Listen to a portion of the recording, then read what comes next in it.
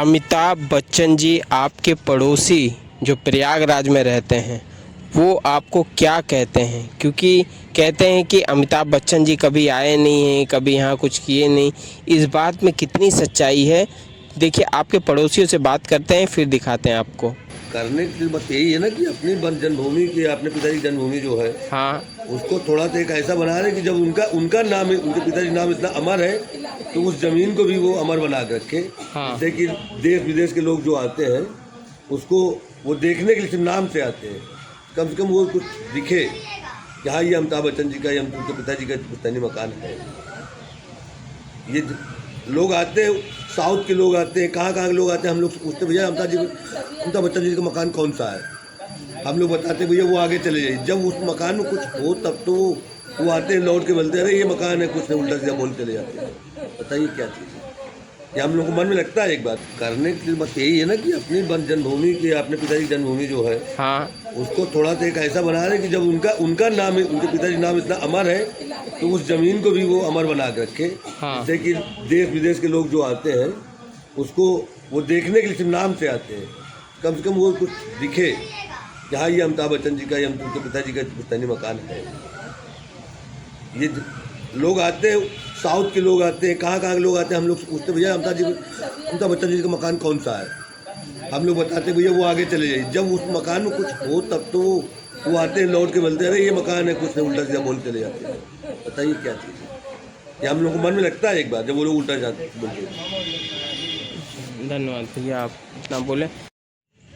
सभी लोगों का ये बात कहना है कि आपने अपने पिताजी के अस्थियों को जो विसर्जन करने के लिए संगम आए थे, प्रयागराज आए थे तब, लेकिन आप अपने गली में ही नहीं आए। मतलब गली में ये लोग ने काफ़ी अच्छी व्यवस्था की थी यहाँ पर और आपके स्वागत के लिए मतलब खर्चा किया था, लेकिन इन लोग का कहना है कि आप गली में ही नहीं आए, और गली में नहीं आए तो ये लोग उस बात को लेके नाराज़ हैं कि आप यहाँ के हो के हम इनके पड़ोसी हैं।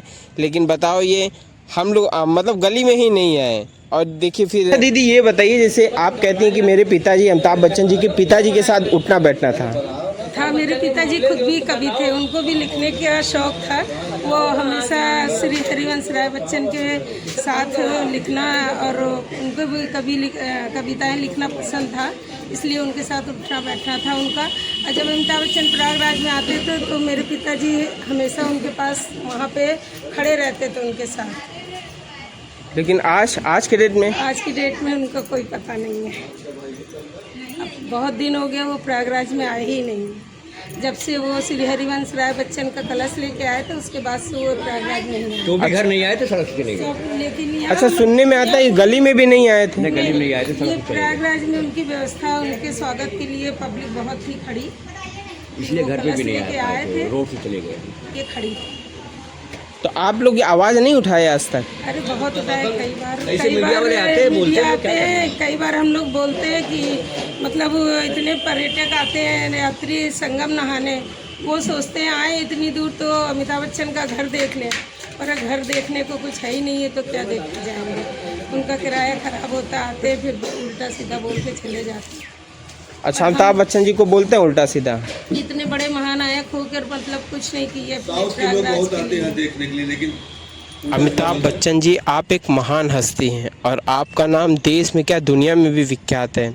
आप अपने जीते जी अगर कुछ कर दोगे तो आपका बहुत बड़ा नाम होगा। अगर आप कुछ नहीं करोगे तो ये तो आज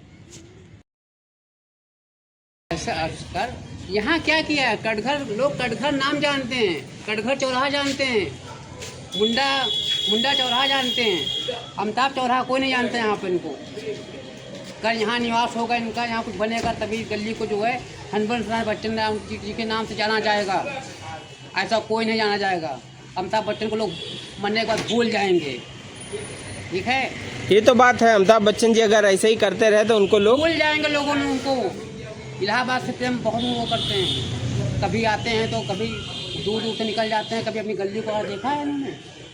गली में देखा तो क्या ये कचरा देखा है, ठीक है, हम लोग जानते हैं। अच्छा, फिर भी यहाँ पर कितने लोग आते होंगे एक साल भर में? कितने लोग आते हैं? तो हमेशा आते हैं, हमेशा पूछते रहते हैं कि हरिवंश राय जी घर कहाँ पर। बोलते हैं आगे चले जाइए, जब देख के आते हैं तो खुद ही दिखते हैं, क्या पता नहीं।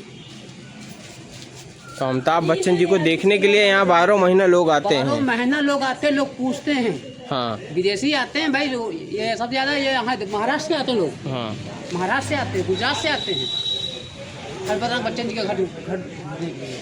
एक बार देख तो लो, बम्बई में लोग जाते हैं, लाइन लगाते हैं, बारजे पे आके गए हाय हाय कर दिए।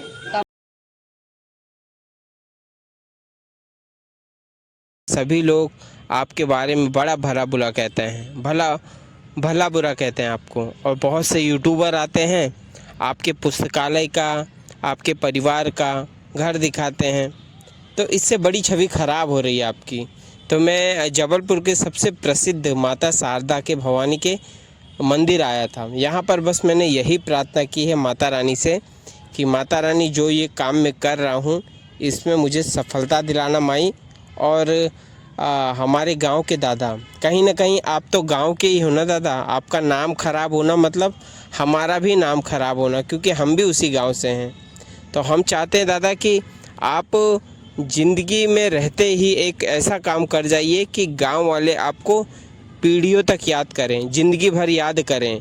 उसके लिए आप अपने गांव में एक बच्चन संग्रहालय का निर्माण करा सकते हैं, जिससे आपके गांव में बहुत बड़ा टूरिज़्म पॉइंट बनेगा और वहाँ पर ऐसे दूर दूर से लोग आएंगे आपके पिताजी के उस संग्रहालय को देखने, जो कि आपके गांव में एक रोज़गार और व्यापार बढ़ेगा।